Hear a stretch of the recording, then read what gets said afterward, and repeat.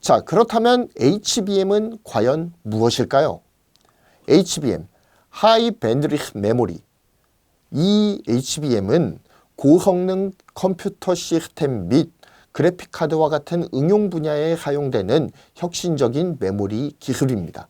간단히 말하자면 D램을 여러 층으로 적층을 하고 각 층을 TSV 관통 전극으로 연결한 구조의 메모리가 바로 HBM이에요. 자, 다음 그림을 보시면 이게 HBM의 조감도입니다.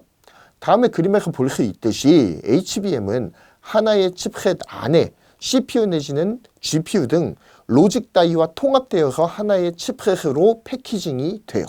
따라서 칩 간 거리가 획기적으로 줄어들기 때문에 메모리 다이에서 로직 다이로 대량의 데이터를 빠르게 전송하는 데에 유리한 메모리가 바로 HBM입니다. 자, 그렇다면 이 HBM, 말 그대로 하이 밴드위스, 즉 고대역 메모리인데요. 그러니까 한마디로 한 번에 데이터를 보낼 수 있는 통로가 넓다라는 겁니다. 어떤 방식으로 이 고대역을 구현하는지에 대해서도 간단하게 좀 설명을 드리고 넘어가야 될 것 같은데요. HBM이 높은 대역폭을 구현하는 주요 특징은 D램을 수직으로 적층한다는 데에 있습니다. 어려운 말로는 3D 스택이라고 말하는데요. 이 스택이라고 하는 것은 층층이 쌓아올린 구조라는 의미를 가지고 있어요. HBM은 고성능의 D램을 수직으로 적층함을 통해서 용량의 한계를 극복하고 각 층을 TSV 관통 전극으로 연결함을 통해서 데이터의 전송 속도를 높이게 되는 거예요. TSV는 3D 스택 구조의 핵심 요소 중 하나입니다. 실리콘 웨이퍼에 미세한 구멍을 뚫고 이 구멍에 금속 전극을 통과시킴을 통해서 각 적층 간의 데이터 이동 통로를 만드는 공정이 바로 TSV예요. 이를 통해 HBM의 메모리 셀층 간의 전기적 연결이 이루어지게 되는 거죠. 한마디로 데이터의 엘리베이터라고 보시면 되겠습니다. 이 TSV를 통해 데이터가 각 층 간에 직접적으로 이동이 가능하고요. 이는 기존의 PCB 트레이스를 통한 데이터 이동 통로보다 훨씬 더 빠르고 효율적이라는 장점이 있습니다. 그러니까 한마디로 이때까지의 D램을 한번 생각해 보시기 바랍니다. D램 다이가 따로 있고 그리고 로직 다이가 따로 있습니다. 이 둘은 별개의 반도체로 존재를 하는 거예요. 이 두 개의 별개의 반도체를 이어주는 PCB 기판이 있습니다. 이 기판에 연결되어 있는 회로 통로를 통해서 데이터가 이동을 하게 되는 거예요.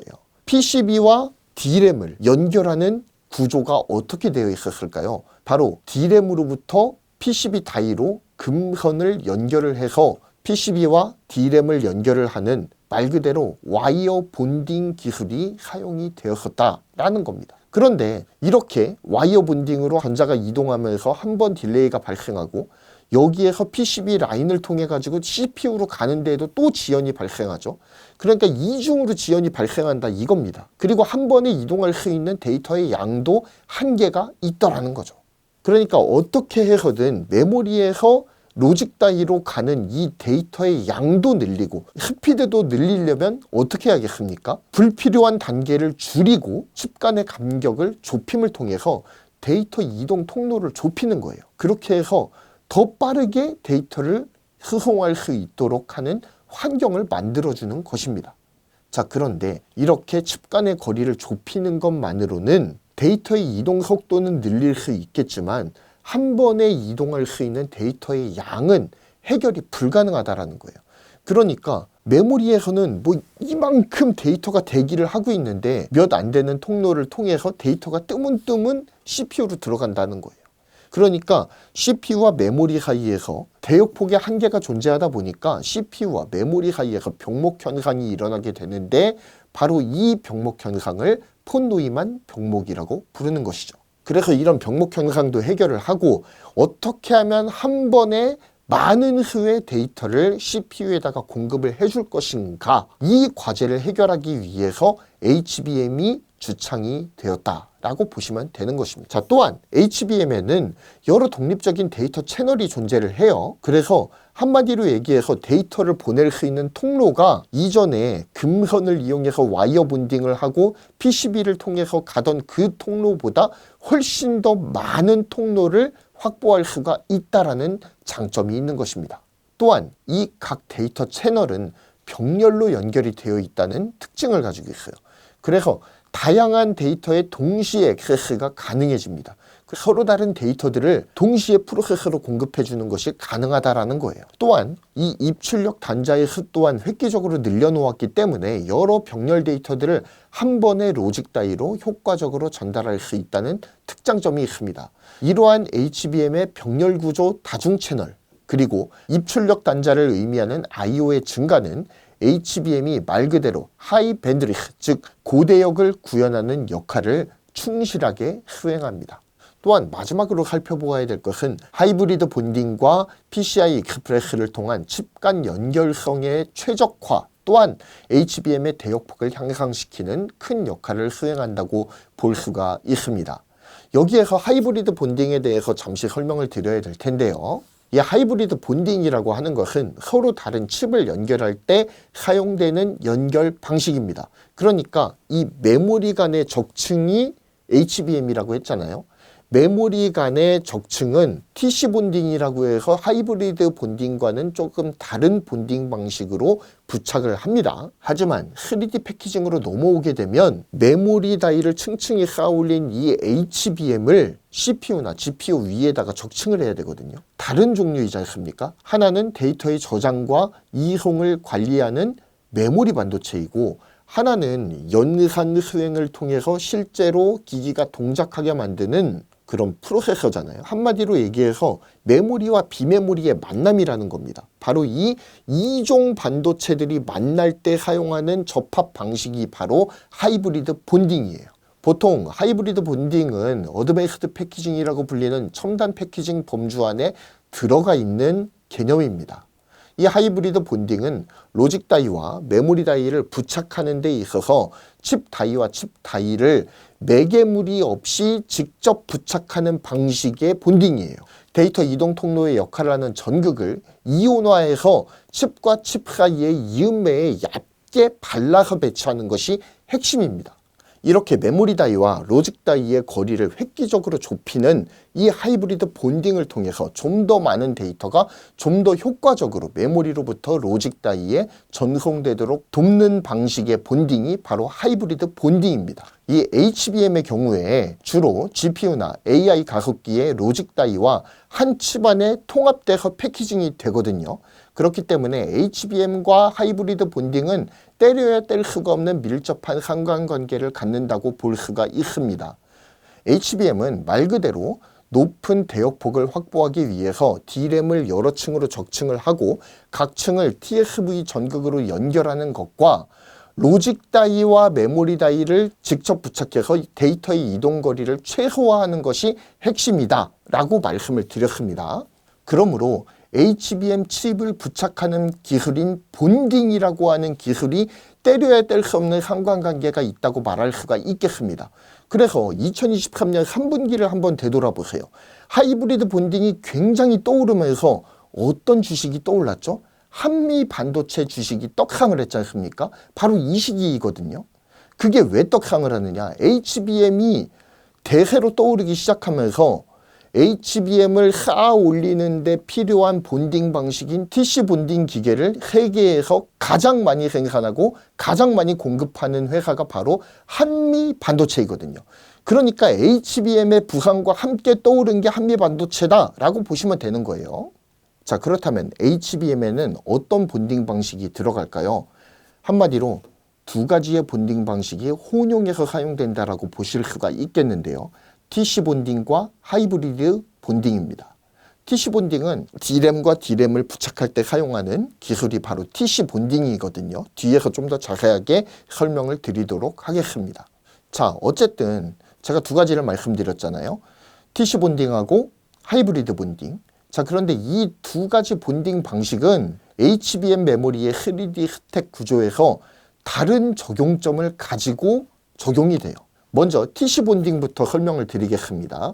TC 본딩은 TSV를 기반으로 하는 3D 스택 구조에서 메모리 셀이 먼저 적층되는 기술입니다. 전통적인 3D 스택 중 하나이거든요. TSV 관통 전극이 내려오잖아요. 그리고 그 TFV 관통 전극과 아래에 있는 D램 다이 그 사이에 납으로 되어 있는 마이크로 범프를 활용을 해서 둘 이상의 칩을 쌓아 올릴 때 적용되는 본딩의 기법이에요. 또한 HBM 같은 경우에는 여느 D램과는 달리 시스템 칩 안에 하나의 패키징으로 통합되는 메모리이잖아요. HBM에서 D램이 적층되는 구간은 전통적으로 3D 스택을 할 때 적용해왔던 TC 본딩 기술을 사용합니다. 이 TC 본딩을 수행하는 기계가 바로 TC 본더입니다. 그리고 이 TC 본더의 세계 1위 공급자가 바로 한미 반도체예요. 이렇게 연결이 되시면 되는 겁니다. 자, 또한 HBM 같은 경우에는 여느 D램과는 달리 시스템 칩 안에 하나의 패키징으로 통합되는 개념이라고 말씀을 드렸죠.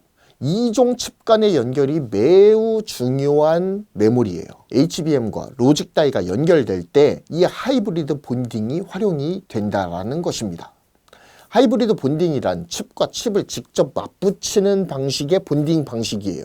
전통적인 TC 본딩에서는 구멍을 뚫고 그 구멍에 아주 미세한 구리 기둥을 넣고 아래칩과 위칩을 연결하는 이 구리 기둥에 납으로 된 마이크로 범프를 압착함을 통해서 칩과 칩을 수직으로 연결하는 방식입니다. 아주 미세하게 공간이 뜹니다. 빌공짜가 이렇게 되어 있지 않습니까? 이 빌공짜 방식으로 들어간단 말이에요. 그러니까 공간이 뜨지 않습니까? 이것이 전통적인 TC 본딩 방식이에요. 그렇다면 하이브리드 본딩은 뭐냐? TFV 관통 전극을 뚫기 위해서는 구멍을 뚫어야 되잖아요. 구리 전극을 아래로 삐져나오게 설치하는 것이 아니라 그 칩 안에 매립을 합니다. SiO2로 구성된 산화막을 이용해서 칩과 칩을 다이렉트로 연결해서 붙입니다. 정확하게 딱 들어맞아야 되는 거예요. 마이크로 범프가 빠지고 구리 기둥이 웨이퍼 안으로 매립되는 형식이기 때문에 칩의 두께를 획기적으로 줄일 수 있다는 장점이 존재합니다. 또한 데이터 이동 속도를 더욱더 향상시킬 수 있는 장점도 분명히 존재하죠. 다만 칩 안에 매립된 이 구리 기둥을 정확히 오차 없이 다른 칩의 그 구멍과 아주 오차 없이 정확하게 딱 밀착시키는 기술과 이 하나막을 성장시키는 기술 등 고난이도의 기술이 필요한 것이 바로 이 하이브리드 본딩입니다. 따라서 현재는 HBM의 D램 다이는 TC 본딩을 활용해서 적층을 하고 메모리 다이와 로직 다이를 연결할 때 그때에만 하이브리드 본딩을 병행해서 사용하는 방식으로 두 방식의 본딩을 이렇게 혼용해서 사용을 하고 있단 말이에요. 게다가 지금은 위로 직접 쌓아 올리지 못하고 있죠. 옆으로 붙이는 형태입니다. 그러다 보니까 HBM이 로직 다이의 옆에 붙는단 말이에요. 그리고 그 둘 사이를 인터포저라고 하는 기판이 연결해주는 형태입니다. 한마디로 얘기해서 HBM이 로직 다이에 직접 닿는 방식은 아직까지는 기술적 완성도가 떨어진다. 하지만 옆으로 붙이는 연결 통로 역할을 하는 이 인터포저 기판 위에 HBM을 붙일 때 그때 바로 하이브리드 본딩이 적용이 되는 거예요. 자, 그런데 다시 한번 이 HBM 조감도를 보시면 맨 위에 그 D램 다이가 수직으로 이렇게 적층돼서 내려오고 있지 않습니까? 여기까지는 TC 본딩이에요. 그리고 아래에 로직 다이라고 해가지고 이렇게 표시되어 있는 부분이 있죠. 이 로직 다이는 GPU나 CPU 같은 로직이 아닙니다. 그럼 뭘까요? 여러분은 혹시 HBM PIM이라고 들어보셨을 겁니다. 단순히 HBM1이나 HBM2 그때쯤에는 이 HBM이 어떤 역할이었냐면 저장됐던 데이터를 CPU로 빠른 속도로 많이 보내주는 역할만 수행했어요. 말 그대로 메모리인데 고대역으로 한 번에 많이 빠르게 보내주는 역할만 수행을 했었습니다. 하지만 HBM이 진화하면서 HBM2E, HBM3, HBM3E 이렇게 계속해서 진화해 나가면서 어떻게 되느냐면 한 번에 보내주는 양도 많이 늘지만 한마디로 얘기해서 이 HBM에서 한 번 씹어가지고 초벌 소화를 시켜준 다음에 CPU로 보내줘요. 이 HBM 안에 연산 기능이 내장된 로직 다이가 포함되어 있다는 겁니다. 단순 메모리가 아닌 연산 기능이 가미된 메모리라고 보시면 될 거예요. HBM2E부터 적용되기 시작된 기술이고요.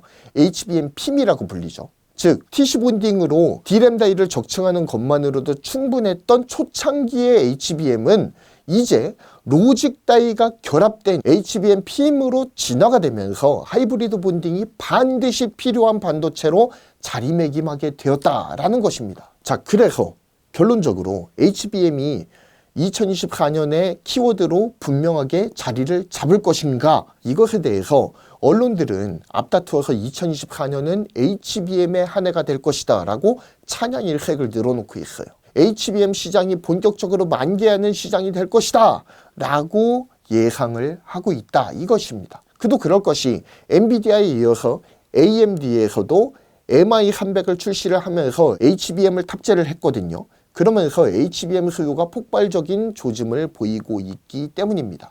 HBM은 이제 AI 반도체의 필수품으로 자리를 잡고 있는 형국이에요. 이 HBM 물량의 거의 90%를 한국에서 잡고 있다는 것이 대단하죠. 한마디로 2024년에는 엔비디아와 AMD 간의 AI 가속기 점유율 싸움이 벌어질 거라는 것을 충분히 예상을 할 수 있는데요. 이렇게 엔비디아와 AMD 간의 점유율 싸움이 벌어진다라고 하는 것은 HBM 시장의 파이가 커진다라는 것을 의미하기도 합니다. 이는 한국의 메모리 기업들에게는 더 없는 희소식으로 다가올 수밖에 없는 상황이죠. 범용 AI의 폭발기가 될 것이라고 여겨지는 2024년이 한국 반도체 기업들에게는 놀라운 기회로 작용하게 될 것은 불을 보듯 뻔한 일이 아닐까 싶습니다. 물론 미중 간의 관계 등 넘어야 될 한들이 많이 있습니다. 하지만 HBM이라고 하는 기술, 그리고 AI 가속기라고 하는 기술 그 자체로 한정지어서 생각해 본다면 2024년은 분명 기회의 한 해가 될 거예요. 오늘은 2024년에 반도체 핵심 키워드로 자리 잡을 것으로 예상이 되고 있는 HBM 반도체에 대해서 알아보는 시간을 가졌습니다. 본 영상이 여러분에게 조금이나마 도움이 되셨다면 구독, 좋아요, 알림 설정 부탁드리겠습니다. 감사합니다.